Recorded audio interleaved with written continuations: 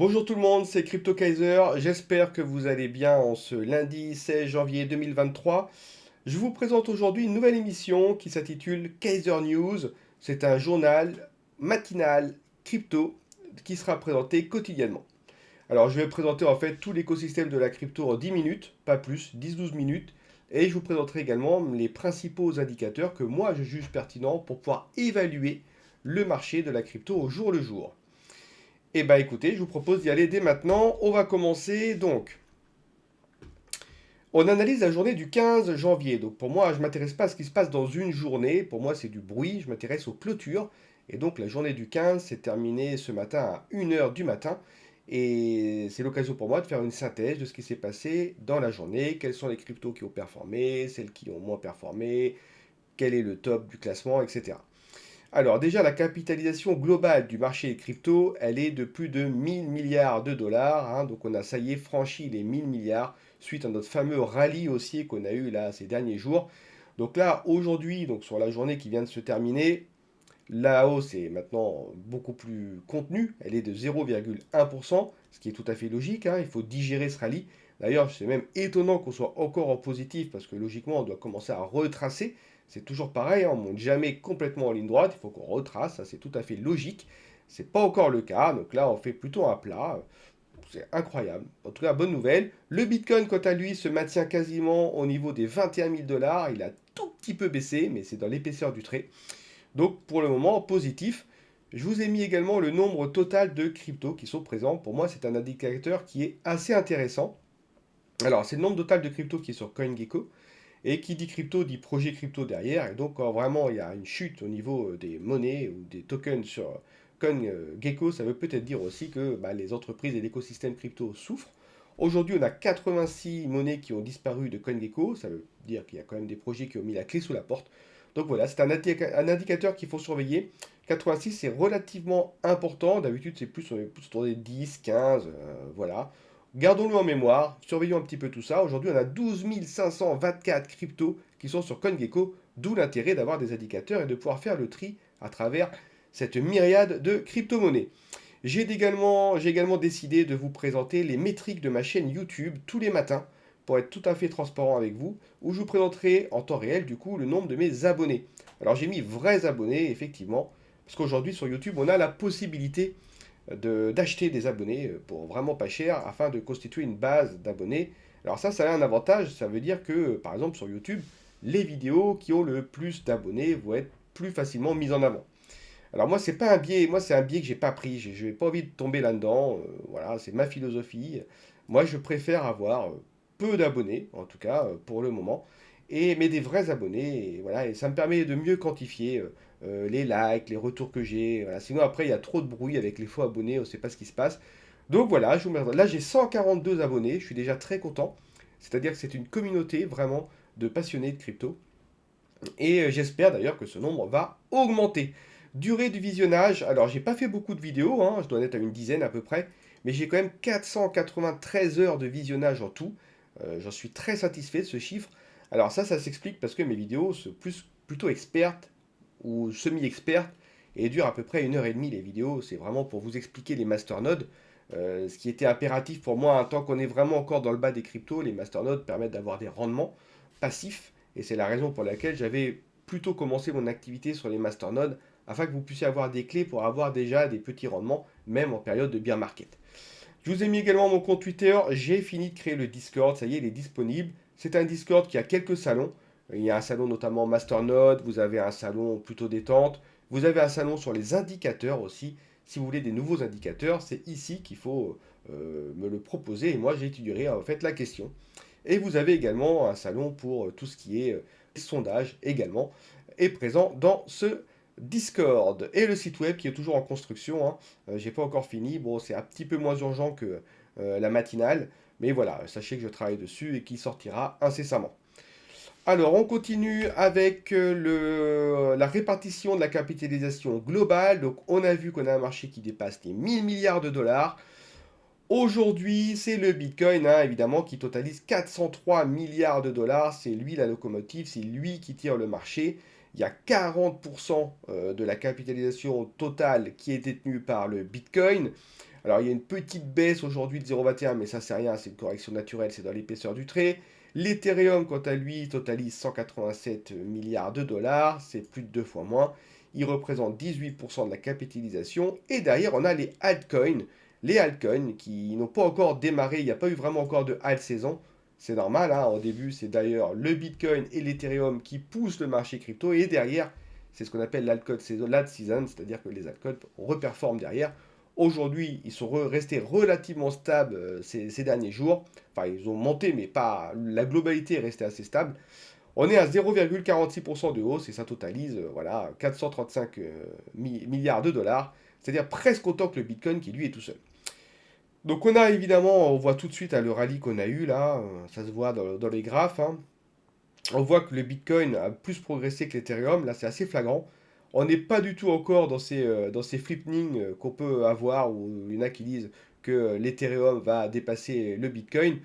On n'y est pas du tout. Voilà, pour moi, les deux vivent très bien leur vie comme ça, à voir dans le futur, mais pour le moment, c'est pas à l'ordre du jour. On continue avec le Fear and Greed. Le fameux Fear and Greed, donc le sentiment crypto, hein, c'est comment la population perçoit les cryptos. Donc là, on a perdu 7 places, on revient dans la peur, ce qui est beaucoup plus compréhensible hein, et beaucoup plus sain, j'ai envie de vous dire. Voilà, on ne peut pas partir d'une extrême peur à l'euphorie directe, hein, mais ça prouve bien quand même que ce marché est un marché qui est extrêmement émotif. C'est une bourse sous stéroïdes, et du coup, le sentiment prend le pas sur la réflexion parfois, et le FOMO est très puissant dans cet écosystème crypto. Et on peut voir là, donc c'est l'évolution du fear and greed, donc du sentiment de la peur, enfin du sentiment crypto, hein, peur ou euphorie d'ailleurs. Sur 200 jours, on peut voir ici qu'on a eu une énorme poussée, trop forte à mon goût, hein, beaucoup trop forte. Là, il y a eu clairement du FOMO, les gens se sont dit, ça y est, le marché repart, il faut vite que j'investisse dessus. Là, ça redescend un petit peu. Voilà, il faudrait quand même qu'on retrace un petit peu pour repartir après sur des bases plus saines. Voilà, en tout cas, on a vraiment vécu un rallye intéressant. On a bien vu que là, la jauge a bougé de tous les côtés. Mais voilà, là, il faudrait se stabiliser. Voilà, dans ce coin-là, la peur, c'est très bien. N'oubliez pas que si on arrive dans l'euphorie, là, le vert, c'est à ce moment-là qu'il faudra commencer à vendre. Alors que les autres achètent, nous, il faudra qu'on commence à vendre par palier. Plus l'euphorie va monter, plus on va vendre. Ainsi, quand il y aura une grosse correction, et ben comme ça, quand le sentiment reviendra vers la peur, c'est à ce moment-là précis que nous achèterons avec les USDT que nous aurons récupérés lors de la vente de nos précédents coins. On continue avec le top 15 crypto. Pas beaucoup à dire sur ce top 15, hein. Ce qu'on peut voir ici, c'est que Solana a baissé d'une place au profit de Polygon. Alors franchement, Solana, il arrive à se maintenir, c'est incroyable avec ce qui s'est passé. Moi déjà, l'année dernière, c'était un peu compliqué avec Solana, ça buguait pas mal. Avec le scandale FTX, il s'est pris un retour de flamme sévère.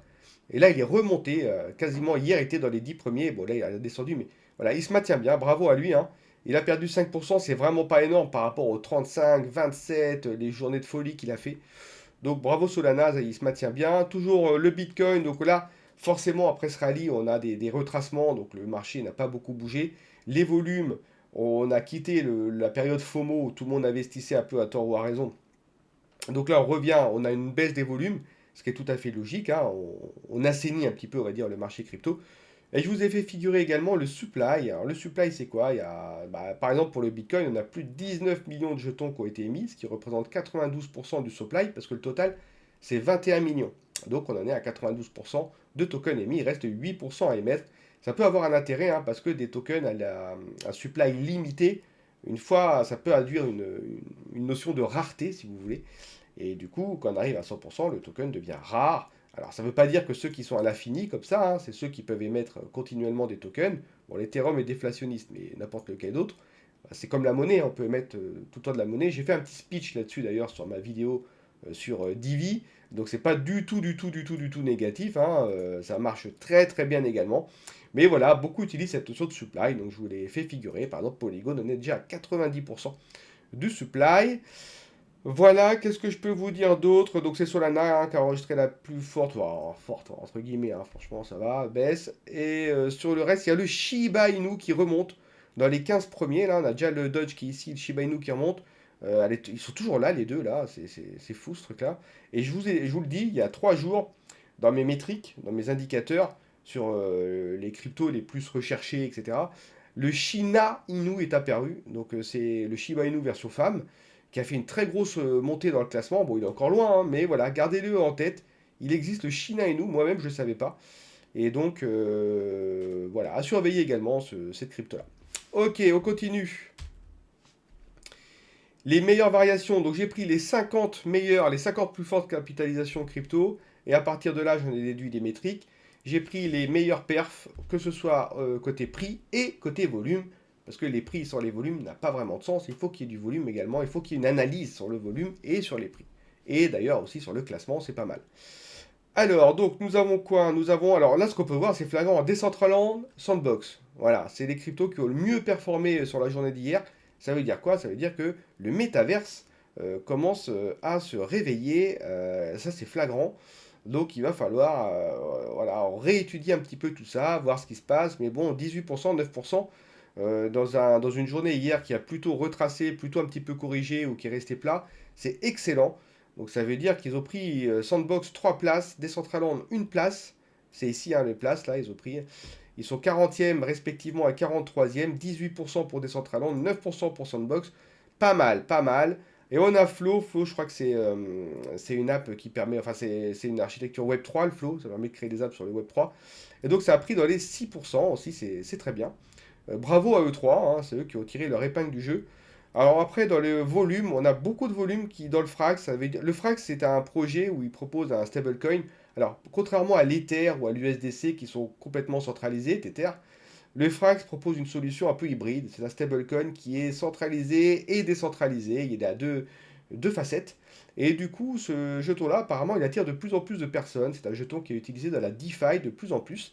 C'est la raison pour laquelle le volume augmente voilà, de ce jeton. Après, le prix restera à 1, donc quoi qu'il en soit, voilà, on n'aura pas de variation de prix. Mais on a une variation de volume. Donc voilà, sachez-le. Donc lui, il est 48e, il est descendu d'une place. On a le Flow tout à l'heure aussi qui attire pas mal de personnes. Et des Centraland aussi. Donc voilà, ça c'est eux qui ont le plus performé. Bravo à eux. Ceux par contre qui ont le moins performé, alors Solana, mais Solana 5%, 52, c'est complètement normal hein, avec les journées de folie qu'il a fait. Il est forcément obligé de corriger. C'est plus une correction technique. Le OKB, donc qui est le token de l'exchange OKX, petite baisse aussi, petit volume. Bon, de toute façon, la journée d'hier, c'était une journée qui a été plate ou de retracement léger. Donc forcément, c'est dans l'épaisseur du trait. Il est normal d'avoir ça, c'est pas beaucoup. Ils n'ont pas perdu de place à part le Solana qui a perdu une place. Donc je vais passer rapidement dessus. Voilà, il n'y a pas matière à discuter beaucoup, même dans les volumes. BNB, une baisse du volume, le Wattpad Bicol et au token, mais c'est pas, ils n'ont pas perdu de place, ils restent bien positionnés. Bon, pas d'alerte particulière par rapport à tout ça. On continue. Alors, quels sont les cryptos les plus populaires sur CoinGecko, c'est-à-dire les cryptos qui ont été le plus recherchés au niveau mondial sur CoinGecko? La première, c'est juste, ah bah tiens, Shiba Inu justement, qui, j'ai l'impression, revient un petit peu sur le devant de la scène. Peut-être une petite hype dessus à voir ce qui se passe, pourquoi les gens le recherchent autant. Peut-être qu'ils ont vu qu'il y avait le Shiba Inu qui était, ils se sont trompés, je sais pas. Bon, en tout cas, voilà, sachez-le.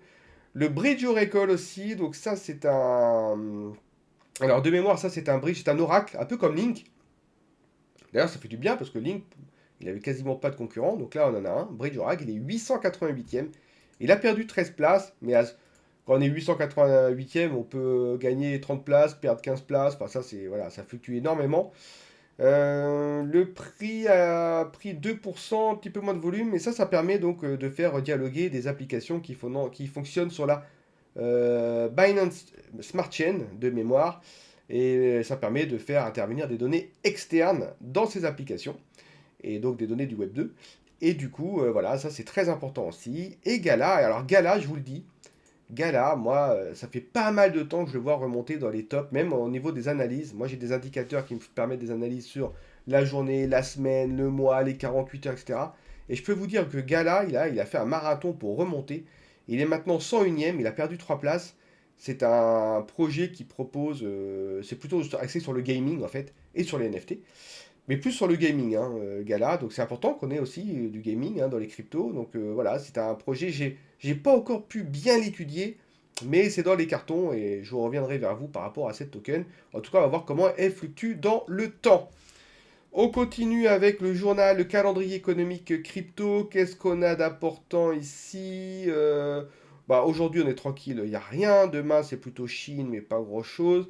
Ah, mercredi, on a le CPI. Alors, en fait, le CPI, là, les dates que je vous ai mis, les événements, c'est des événements qui peuvent influencer sur le marché de la crypto. Alors là, c'est le marché au niveau États-Unis, comment ça se comporte au niveau du tail. Là, c'est le CPI. Après, on a Lagarde là qui va parler. Quand Lagarde, alors c'est pas comme Powell, mais quand Lagarde parle, il peut y avoir effectivement une fluctuation côté crypto. Elle va reparler ici d'ailleurs. Bon, on y reviendra hein, dans les émissions. Attention, c'est quotidien. Hein, j'aurai l'occasion de vous en reparler.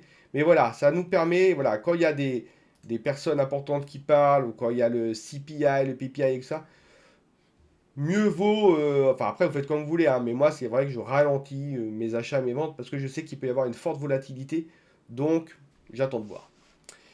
Voilà, et pour terminer, on a combien là? Je vous ai mis que deux, alors il n'y a pas eu beaucoup de news hein, cette nuit, donc je vous en ai mis deux, mais deux que je juge moi pertinentes. Alors la première, c'est qu'il y a eu la création d'un nouveau sous-comité du Congrès aux États-Unis, donc c'est la Chambre des représentants qui a créé ce sous-comité qui sera donc sur les actifs numériques et spécifiquement axé d'ailleurs sur les cryptos. Alors, qu'est-ce que va faire ce sous-comité? Ce sous-comité va en fait c'est lui qui va fournir les règles aux régulateurs fédéraux sur le thème de la crypto-monnaie. Donc, on avance vers la régulation. Alors, c'est pas forcément négatif la régulation, hein. Je pense qu'il faut quand même qu'il y ait une régulation, c'est quand même important, il ne faut pas qu'elle soit à l'extrême. Donc ça sera justement le rôle de ce sous-comité-là, justement, de promouvoir l'écosystème crypto, de mettre en place des règles, mais pour pas non plus entacher un secteur qui se veut quand même innovant. Donc voilà, donc c'est un pas qui est fait en avant. Alors ça, c'est dû forcément à une enquête de la Commission des services financiers par rapport à FTX, hein, enfin, ça a été le feu partout. Et donc, voilà, il y a eu ce sous-comité qui a été créé. À voir ce que ça va donner. Moi, je ne prends pas ça du tout de façon négative. Je pense qu'il faut, voilà, il faut attendre, il faut travailler là-dessus. Il y a un besoin de travailler dessus. Donc, attendons. Et ensuite, voilà, c'était un petit article sur le FOMO qu'on a eu là. Ça veut dire, en fait, ils expliquent que ça fait effectivement 2 ans. C'était en novembre 2020, la dernière fois qu'on a eu 31% d'augmentation sur le Bitcoin. Ça fait 2 ans que c'était pas arrivé et là on a eu un 28%. Et ils se disent que c'est très étonnant parce que là où beaucoup avaient commencé déjà à enterrer le Bitcoin, d'un coup il s'est mis à repumper. Et c'est vrai que c'est souvent comme ça avec le Bitcoin, hein. On croit qu'il est mort et enterré et paf, ça repumpe. Donc c'est très bien, donc le marché a dépassé les 1000 milliards de dollars. Alors pourquoi ça? Je pense qu'il y a la fin des hausses d'intérêt un peu punitives. En tout cas, le ralentissement, c'est pas fini, mais les chiffres de l'inflation sont bons. On verra ça justement avec le calendrier économique, hein, c'est là qu'ils présentent ces chiffres-là. Donc comme c'est bon, forcément, ça va stimuler le marché de l'or, le marché de la crypto, des actions, etc. Et les investisseurs viennent dans le game. Donc voilà, alors bon, moi je suis toujours un peu frileux quand je vois un FOMO comme ça, quand je vois une hausse rapide comme ça. J'aime pas moi les hausses rapides, je préfère quand ça traîne lentement, quand ça prend son temps, quand ça. Après là, voilà, le Bitcoin s'est sorti d'un coup, il était empêtré. Alors je sais pas si vous faites un peu de trading, mais sous des nuages, bon, bref, il était sous des résistances un peu importantes. Il les a toutes dépassées. L'idéalement maintenant, ça serait qu'il retrace un petit peu et qu'il consolide. Là pour après grinder tranquillement vers le haut et réobtenir la confiance des investisseurs, hein. Mais voilà, déjà, on voit dans le Fear and Greed que c'est quand même pas mal. Il y a déjà eu un pas de fait, donc voilà, il faut que ça continue. L'écosystème est loin d'être mort. L'écosystème, d'ailleurs, là, a repris des couleurs. C'est encourageant. À voir ce que l'avenir nous dira. Mais ça, de toute façon, maintenant, on va sniper le marché tous les jours, tous les matins. Et comme ça, on saura exactement dans quel état d'esprit on doit être. Voilà, bah écoutez, c'est la fin de cette émission. Alors n'hésitez pas à liker et à vous abonner. Ça, c'est très important parce qu'il faut promouvoir de façon organique la chaîne et ne pas tricher. Donc je compte sur vous par rapport à ça. Et pour ceux qui vont travailler, pour ceux qui vont bientôt prendre les transports, et je vous souhaite bon courage. En plus, c'est le lundi, c'est le début de la semaine, c'est toujours délicat.